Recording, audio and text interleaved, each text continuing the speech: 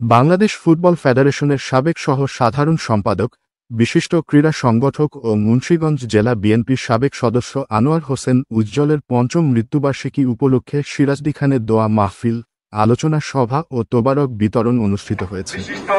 আজ বৃহস্পতিবার রাত 7:30টার দিকে উপজেলার রাজানগর ইউনিয়ন বিএনপি আয়োজনে ইউনিয়ন বিএনপি কার্যালয়ে এই অনুষ্ঠানের আয়োজন করা হয়। রাজানগর ইউনিয়ন বিএনপি সাবেক সাধারণ সম্পাদক ওমর ফারুক রিগানের সভাপতিত্বে অনুষ্ঠানে ভার্চুয়াল মাধ্যমে প্রধান অতিথি হিসেবে বক্তব্য রাখেন জেলা বিএনপির সাবেক সদস্য ইঞ্জিনিয়ার মাসরুর হোসেন।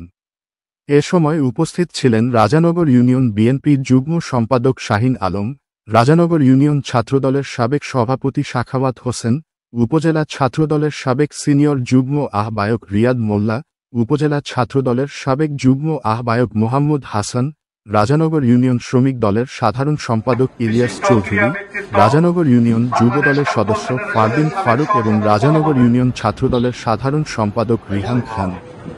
দোয়া মাহফিল পরিচালনা করেন সৈয়দপুর জামিয়া এমদাদিয়া মাদ্রাসার নায়েবে মুহতামিম মাওলানা মাহবুবুর রহমান। আলোচনা সভায় বক্তারা মরহুম আনোয়ার হোসেন উজ্জ্বলের রাজনৈতিক, সামাজিক ও ক্রীড়াঙ্গনের অবদান গভীর শ্রদ্ধার সঙ্গে স্মরণ করেন। মরহুমের পরিবারের পক্ষ থেকে তার আত্মার মাগফিরাত কামনায় সকলের কাছে দোয়া প্রার্থনা করা হয়।